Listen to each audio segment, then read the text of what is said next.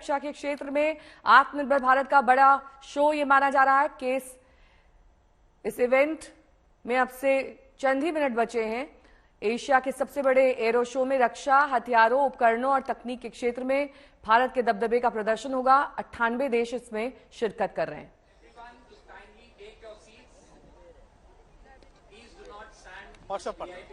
मंजीत नेगी मेरे सहयोगी जुड़े हुए हैं तमाम जानकारी के साथ। मंजीत, प्रधानमंत्री पहुंच चुके हैं क्या?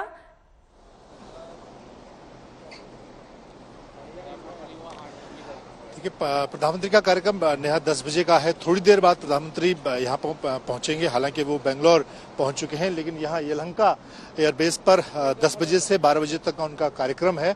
और इस वक्त लगातार आप देखें तो जो बाकी लोग हैं उनका काफिला यहाँ पर जो स्टैंड बनाया गया है, जहाँ से डिस्प्ले एरिया रखा गया है, लोग आ रहे हैं। थोड़ी देर बाद करीब 9:45 से 50 मिनट के बीच प्रधानमंत्री नरेंद्र मोदी यहाँ पर पहुंचेंगे। उनके अलावा तीनों सेना प्रमुख के अलावा CDS जनरल अनिल चौहान, रक्षा मंत्री राजनाथ सिंह और रक्षा सचिव, तमाम रक्षा मंत्रालय के लोग पहुंच गए हैं। मंजीत, ये काफिला प्रधानमंत्री का, और अब से कुछ ही देर बाद प्रधानमंत्री औपचारिक तौर पर इस एरो शो का उद्घाटन करेंगे। फ्रंट सीट पर आप बाएं हाथ पर प्रधानमंत्री को बैठे हुए देख सकते हैं।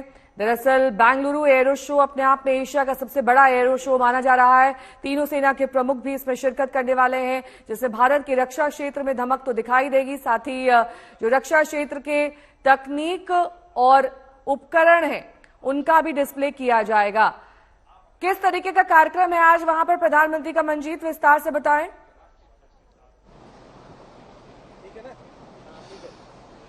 नया देखिए, 2 साल के बाद एरो इंडिया का ये शो इस बार कर्नाटक बेंगलुरु में हो रहा है। और प्रधानमंत्री के कार्यक्रम की बात करें तो प्रधानमंत्री आधिकारिक तौर पर यहाँ पर एरो इंडिया शो का उद्घाटन करेंगे। उसके अलावा जो इंडिया पवेलियन बनाया गया है, जहाँ पर जो भारत की कंपनियां हैं, DRDO की बात की जाए, ब्रह्मोस की बात की जाए, उसके अलावा HAL की बात की जाए, उन कंपनियों के जो हवाई ताकत से जुड़े हथियार हैं, खासतौर से लाइट कॉम्बैट हेलीकॉप्टर की बात की जाए, लाइट यूटिलिटी हेलीकॉप्टर की बात की जाए, LCA तेजस की बात की जाए, इसी तरह से HAL जो अपना नया लड़ाकू ट्रेनर मारुत जो तैयार कर रहा है, उसका भी प्रधानमंत्री उद्घाटन करेंगे। और उसके साथ ही यहाँ पर आप देखें तो ये फ्लाई पास्ट शुरू हो चुका है। अब कार्यक्रम एक तरह से शुरू यहाँ पर हो गया है। आप देखें, सारंग हेलीकॉप्टर इस वक्त उड़ान भरते नजर आ रहे हैं और उसके पीछे Mi-17 हेलीकॉप्टर, तीनों सेनाओं के जो झंडे हैं तिरंगे के साथ, इस वक्त Mi-17 हेलीकॉप्टर यहाँ पर उड़ान भरते नजर आ रहे हैं। और एक तरह से यहाँ अब जो फ्लाई पास्ट है वो शुरू हो गया है और प्रधानमंत्री खुद यहाँ पर मौजूद हैं, तीनों सेना के प्रमुख हैं। और इसी कड़ी में एक और बात बताना चाहूँगा, जो वायुसेना प्रमुख हैं air chief marshal VR Chaudhary, वो भी इस बार फ्लाई पास्ट का हिस्सा होंगे। पहला मौका है जब प्रधानमंत्री के सामने जो मौजूदा वायुसेना प्रमुख हैं वो फ्लाई पास्ट में हिस्सा लेंगे। वो यहाँ पर गुरुकुल फॉर्मेशन में उड़ान भरते हुए नजर आएंगे air chief marshal VR Chaudhary. और करीब 45 मिनट का कार्यक्रम है फ्लाई पास्ट का। भारत जो तमाम लड़ाकू विमान हैं, हेलीकॉप्टर हैं, चाहे सुखोई की बात की जाए, रफाल लड़ाकू विमान की बात की जाए, इसके अलावा जो विदेशी जहाज, खासतौर से अगर हम देखें तो F-16 और F-18 जैसे जो अमेरिकी लड़ाकू विमान यहाँ पर मौजूद हैं, वो भी इस फ्लाई पास्ट का हिस्सा होंगे। तो काफ़ी बड़ी संख्या में फ्लाई पास्ट में जो विमान है वो हिस्सा लेंगे। करीब 10 बजे से लेकर 10:50 का ये कार्यक्रम यहाँ पर फ्लाई पास्ट का रखा गया है, जिसमें तमाम जो हेलीकॉप्टर हैं, लड़ाकू विमान हैं, वो इस फ्लाई पास्ट का हिस्सा होंगे।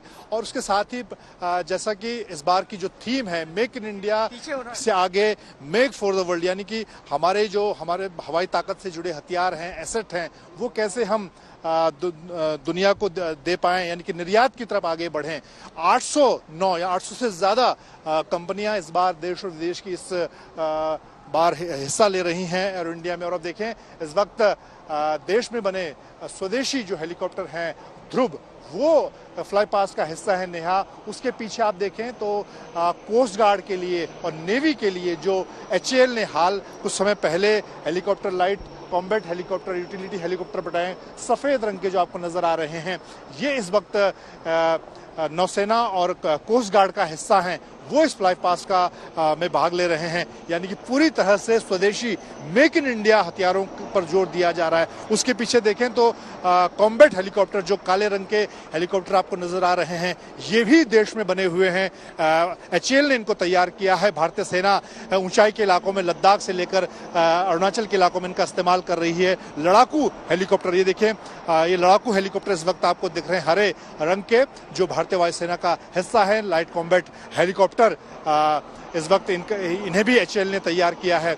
और एक तरह से पहले हमने देखा कि बहुत सालों तक हम रूस और दूसरे देशों के बने हेलीकॉप्टर इस्तेमाल करते थे, क्योंकि अरुणाचल से लेकर लद्दाख जैसे इलाकों में भारतीय सेना, वायुसेना और समुद्री मोर्चे पर बात करें तो कोस्ट गार्ड और नौसेना को हेलीकॉप्टर की बड़ी जबरदस्त डिमांड होती है। और उसी को पूरा करने के लिए पूरी तरह से जोर दिया जा रहा है कि स्वदेशी जो कंपनियां हैं, HAL हैं, और इसके अलावा अब प्राइवेट पार्टनरशिप या PPP मोड पर भी ऐसे हथियार बनाने की दिशा में काम किया जा रहा है। तो अब क्योंकि पिछले 8 सालों में प्रधानमंत्री नरेंद्र मोदी का खासा जोर रहा है नया मेक इन इंडिया को लेकर, लेकिन अब इन 8 सालों में उसमें हमने काफी हद तक प्रगति देखी है, प्रोग्रेस देखी है। किस तरह से हाल में चाहे LCA प्रचंड की बात करें हम, लाइट कॉम्बैट हेलीकॉप्टर प्रचंड, जो कि इस वक्त राजस्थान सरहद पर, पाकिस्तान सरहद पर तैनात है। उसके अलावा उसका जो सेना का वर्जन है प्रचंड का, वो भारतीय सेना का हिस्सा है। यहाँ पर आप देखें तो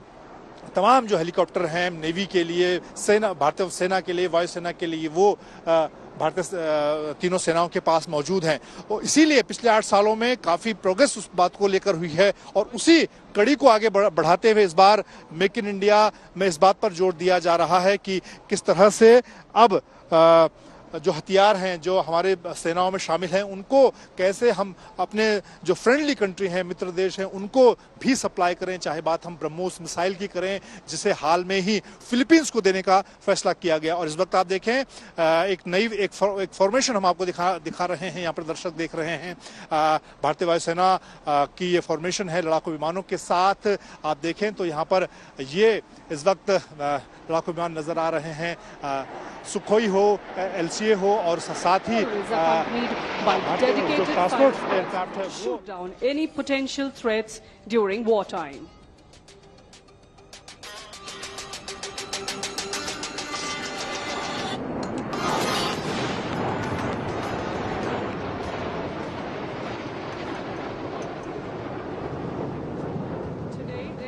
Is being escorted by 2 Sukhoi 30 MKIs and 2 MiG-29 aircraft.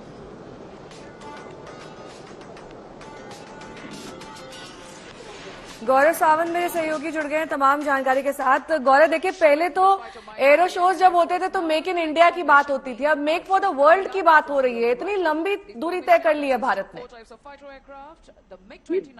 बहुत बड़ा कदम भारत उठा रहा है।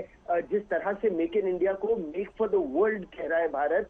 और अब केवल एक जमाना था जब हम आयात करते थे युद्ध के सारे साजो सामान का, अब न केवल भारत बना रहा है भारतीय सेनाओं के लिए, बल्कि उसको निर्यात करने के लिए। और जैसा मंजीत बता रहे थे, इसका सबसे सफल उदाहरण ब्रह्मोस सुपरसोनिक क्रूज मिसाइल है। ये दुनिया की सबसे तेज वार करने वाली अचूक आवाज की गति से कई गुना तेज सुपरसोनिक मिसाइल है, जिसको इंटरसेप्ट करना लगभग असंभव है। और इसका जो एयर लॉन्च वर्जन है, इसके कई वर्जन बन रहे हैं और देशों को इसे निर्यात भी किया जा रहा है। वो देश खरीदना चाहते हैं जिन पर चीन का खतरा बहुत बड़ा है। लेकिन केवल ये मिसाइलों की बात नहीं है, ड्रोन का भारत एक बहुत बड़ा हब बनने की कोशिश कर रहा है। मेक इन इंडिया के तहत स्वॉर्म ड्रोन टेक्नोलॉजी की बात भारत कर रहा है। और अत्याधुनिक लेजर विमान जो आगे के युद्ध में, जिनकी अभी आप केवल कल्पना भर कर रहे हैं, जिस तरह के हथियारों की, उस तरह के हथियारों को बनाने की बात भारत यहाँ पर कर रहा है। और दुनिया के और देश इसमें हिस्सा भी लेना चाहते हैं। अगर हम ब्रिटेन जैसे देशों की बात करें तो वो और आगे आना चाहते हैं। फ्रांस जैसे देश है जो भारत के साथ साझा टेक्नोलॉजी शेयर करके और हथियार बनाने की बात कर रहे हैं। तो ये भारत की एक नई शक्ति को दिखाता है। Neha, Coming up from your right now will be the Indian Navy's P-8I